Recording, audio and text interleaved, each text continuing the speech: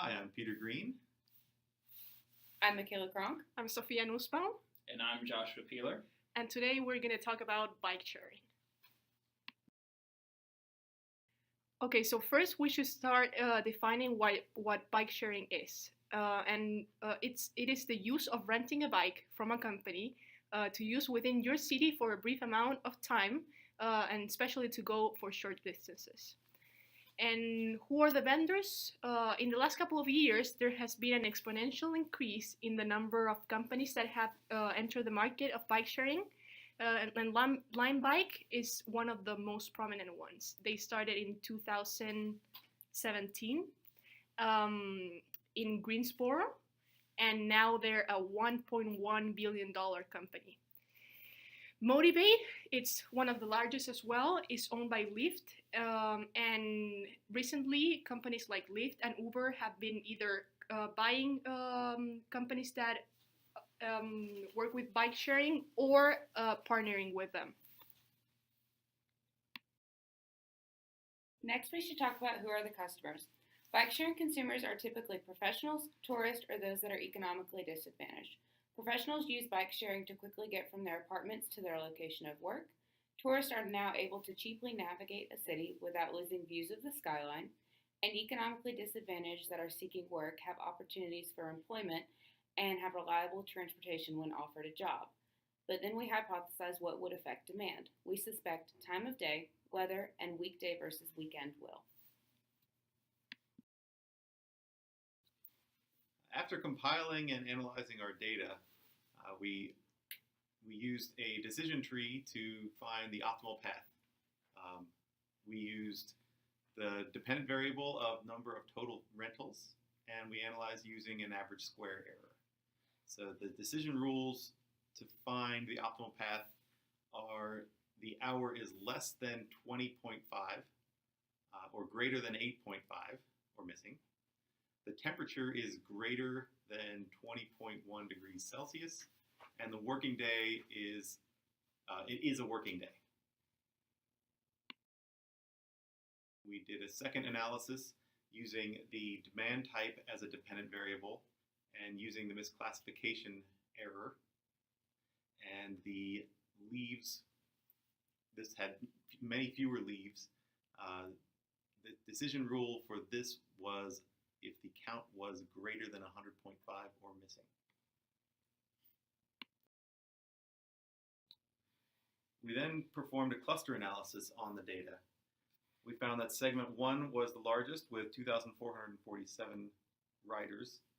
In this segment, a greater percent of the count favored the temperature to be in the 15 to 20 degrees Celsius range, and the A temp, or the adjusted temperature, is a greater percent skewed toward the feeling of 15 to 20 degrees Celsius, also favoring the evening hours disproportionately to the rest of the day. Segment 5 is the next largest with 2,338 riders. This segment is made up of a higher percentage of casual riders and the greatest count of riders preferring 25 to 30 degrees Celsius. Segment 2 is 2,300 riders.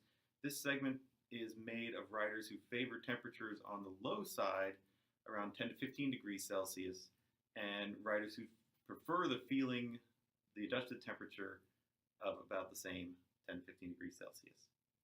Also, it's made up of a higher percentage of casual riders when there are very few casual riders. Segment 3, with 2,221 riders, a high percentage of this segment is of riders occurring early in the morning, on lower numbers of registered riders, and on low numbers of overall riders.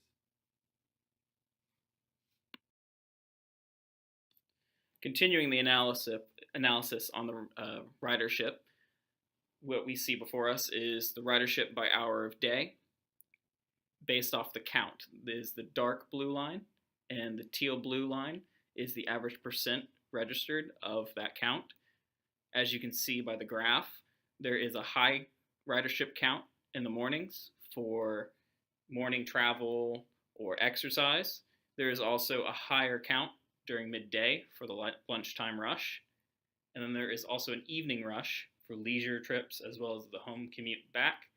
There is also a higher percentage of registered riders during the morning compared to throughout the day.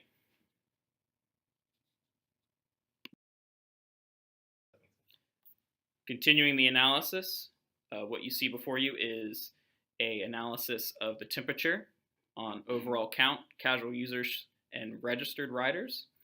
The orange is the casual riders across the temperature spectrum. The red is the registered riders across the temperature spectrum. And the dark blue is the overall count across the temperature spectrum. No matter what the temperature is, there is a general steady usage by registered users, leaning more towards the warmer temperatures of 26 to 28 degrees Celsius, while casual riders are more typical to ride throughout the warmer temperatures of 26 and 28 compared to the colder temperatures or the hotter temperatures.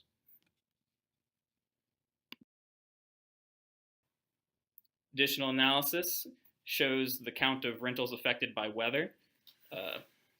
The dark blue is the count of riders during certain types of weather, 1 being pleasant while 4 being stormy.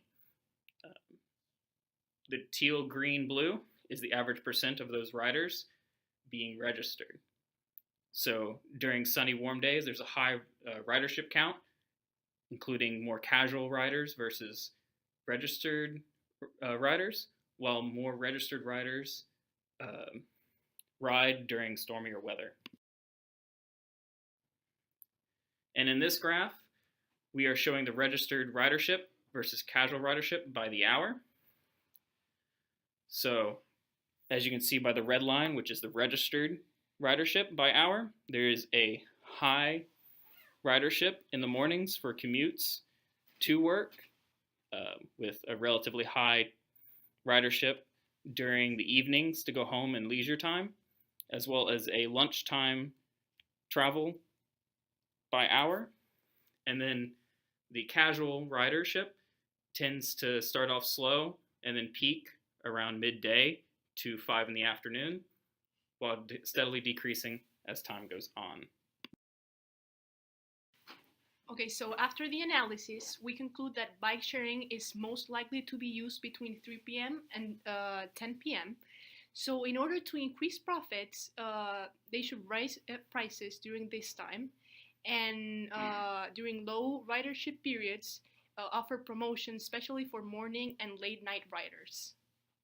Bikes are often desired during cool weather. We decided that companies should offer promotions during hot weather and drastically cold temperatures. This would encourage ridership during low periods of usage time. Registered riders often use bikes during low ridership time as well. We should promote registration for casual riders, which would incentivize registration and allow more bikes to be used throughout the day to increase profit.